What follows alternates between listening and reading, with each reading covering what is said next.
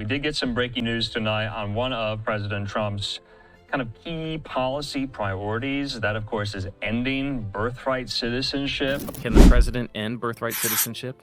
It's a question that keeps coming up, especially during election season. You'll hear political candidates say things like, we need to stop giving automatic citizenship to kids born here to illegal immigrants.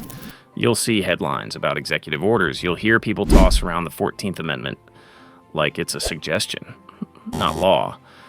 But here's the thing. The idea that a president can just snap their fingers and end birthright citizenship, that's legally shaky, like Constitution level shaky. So let's break this down. What does birthright citizenship mean? What does the Constitution say? And can a sitting president legally end it without Congress or a constitutional amendment? Because this isn't just political theater. This is about the limits of power. And the law doesn't care how loud someone yells it into a microphone. Let's start with the basics.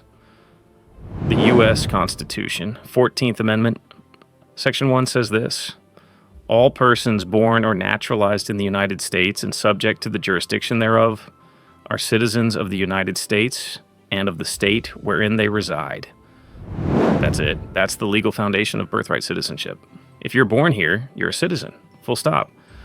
The key phrase some people try to latch onto is subject to the jurisdiction thereof, and we'll get to that in a second. But the idea that just being born on U.S. soil makes you a citizen has been the law of the land since 1868. And that interpretation was locked in by the Supreme Court over 125 years ago. In 1898, the court decided United States versus Wong Kim Ark.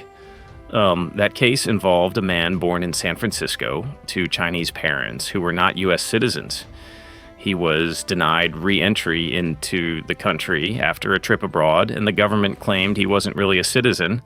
The Supreme Court said, nope, he was born here, and he's a citizen under the 14th Amendment.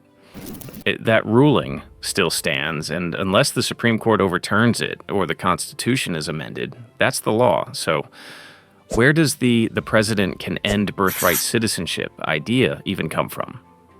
Enter politics. In 2018, former President Donald Trump said he would sign an executive order to end birthright citizenship for children of undocumented immigrants. His legal team reportedly drafted language. Conservative think tanks like the Claremont Institute supported the idea, and he wasn't the first Republican to float it, but legal scholars, right, left, and center, panned the idea. Why? Because the Constitution doesn't give the president that kind of power. Here's what people often misunderstand. The president doesn't make laws. The president enforces them. Executive orders are not magic wands. They're tools for directing federal agencies. They can clarify, they can implement existing laws, but they cannot contradict the Constitution, and they sure as hell can't override a Supreme Court decision. So what would happen if a president tried this? Let's say an executive order is signed tomorrow stating that children born to undocumented parents in the U.S. are no longer citizens. The next day, lawsuits are filed. Civil rights groups, immigration advocates, constitutional lawyers, they'd argue that the order violates the 14th Amendment. Federal judges would issue injunctions to block the policy. And this would shoot straight to the courts. And when it gets there, judges would look at the plain language of the Constitution. They'd look at Wong Kim Ark. They'd ask, has anything changed in the law since that ruling? The answer, nothing has changed. But remember that phrase from earlier, subject to the jurisdiction thereof? That's the loophole some politicians try to exploit. They argue that undocumented immigrants are not subject to U.S. jurisdiction because they're here illegally, so their children shouldn't get citizenship. Here's the problem with that argument. Courts have rejected it. Being subject to the jurisdiction of the U.S. means being subject to its laws. If you're here, legally or not, you can be arrested, sued, taxed, or prosecuted. That means you're subject to jurisdiction.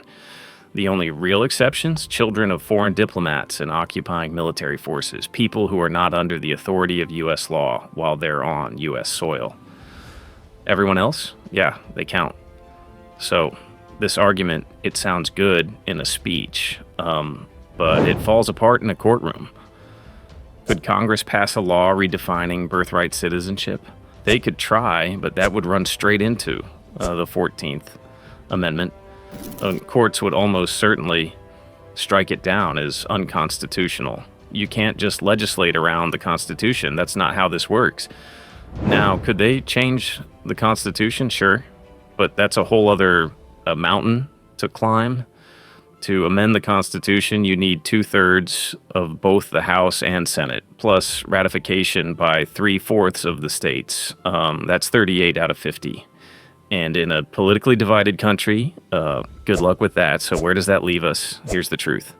No, the president cannot end birthright citizenship by executive order. Not legally, not constitutionally, not without a full-blown court battle they're almost certain to lose.